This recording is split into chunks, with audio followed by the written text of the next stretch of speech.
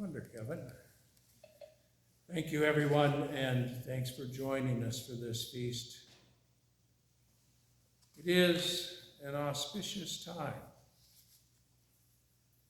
It's a time that we prepared for yesterday and the week before. A lot of people came out and cleaned up around the grounds and around the church and did all kinds of jobs and made ready. And I'm so grateful. Thank you for that. Thank you for all of the work that you do to sustain and to create the safety of this place and to maintain it. And welcome. We welcome everyone. Welcome to Holy Trinity Church on the Feast of All Saints Sunday. And also, welcome to our Feast of Rededication. And I'll get to the meaning of that presently, hopefully. It comes from an essay, For the Time Being, by Annie Dillard. And in that, she tells the remarkable story of the life of Teilhard de Chardin, the paleontologist and the Jesuit priest. In the 1920s, Father Teilhard was lecturing on evolution in Paris, and he was subsequently forbidden by his superiors to lecture or to publish anything except for purely scientific articles.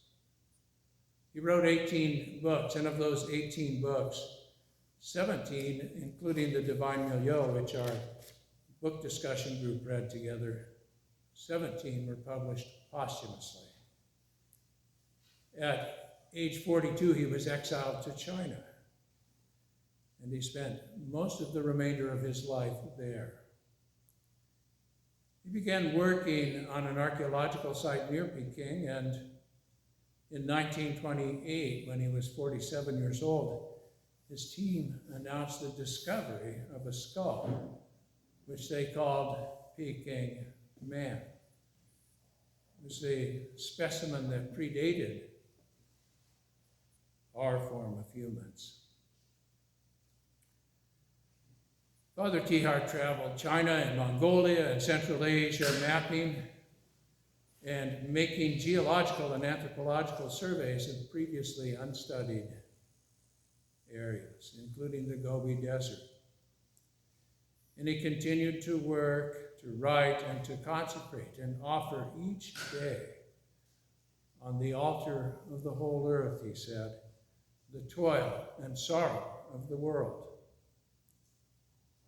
After many, many years, he wrote to a friend, "The sin of Rome is not to believe in a future.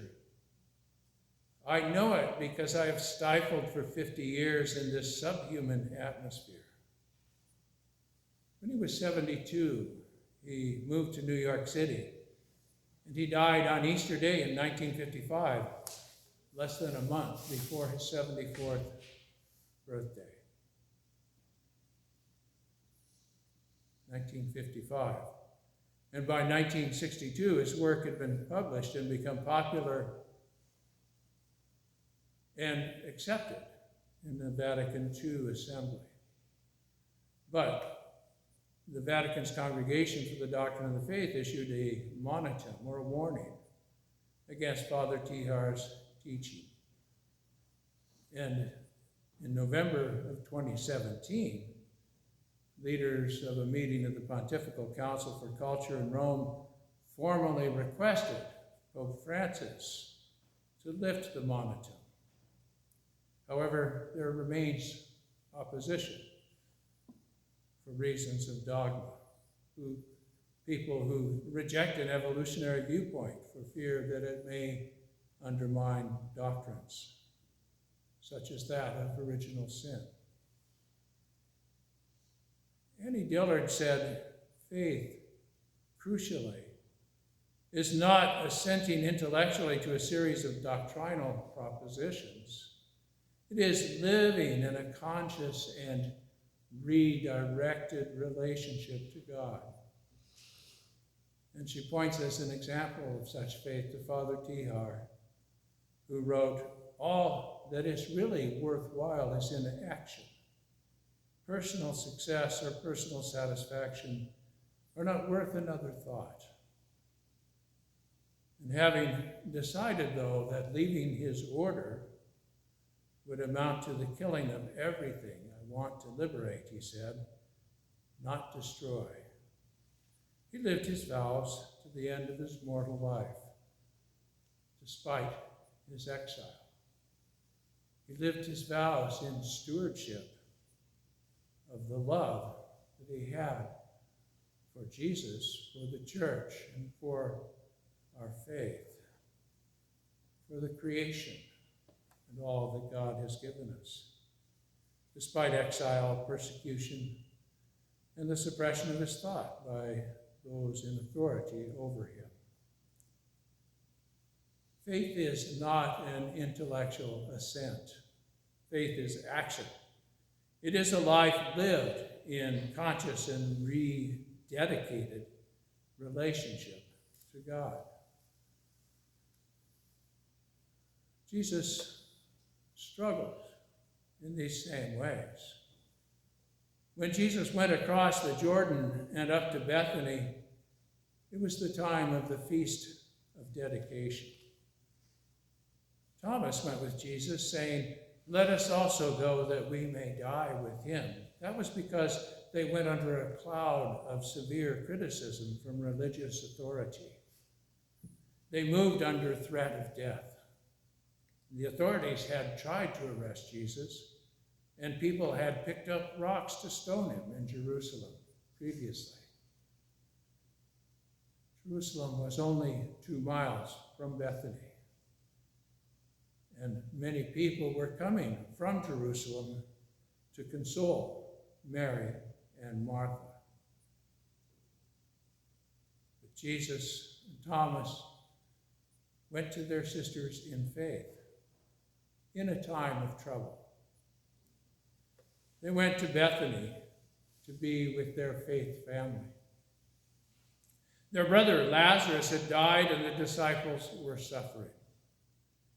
Mary stayed in the house, and Martha went out to greet Jesus and to question him, to ask why he had not come sooner, why he had not done something to help. And then Mary came out when she heard that Jesus had asked for her, and she questioned him. It was a hard time. They had questions, but their faith was in their actions.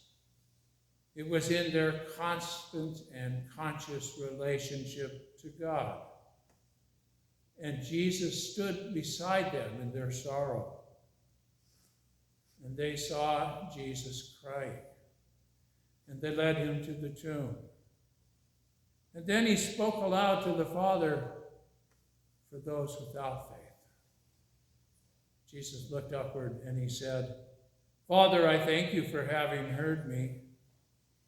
I knew that you always hear me, but I have said this for the sake of the crowd standing here, so that they may believe that you have sent me." Thomas and Martha and Mary and Father Tihar had faith.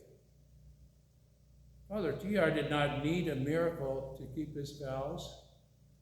He wrote, I feel obliged to admit that I believe not because of, but in spite of the miracles. Thomas did not need a miracle. He was ready to die with Jesus. Martha did not need a miracle.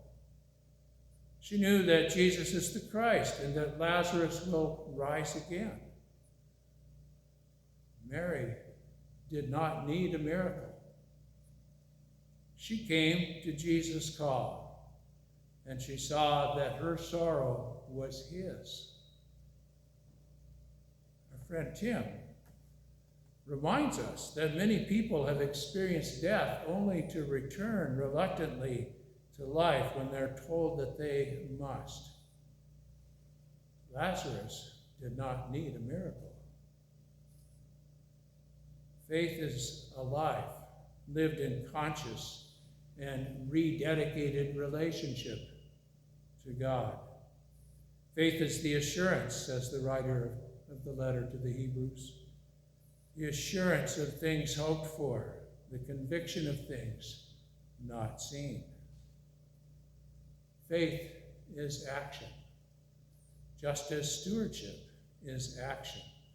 Like Thomas and Martha and Mary and Tihar, like Lazarus, and like the great cloud of witnesses before us, we experience the love of God in our conscious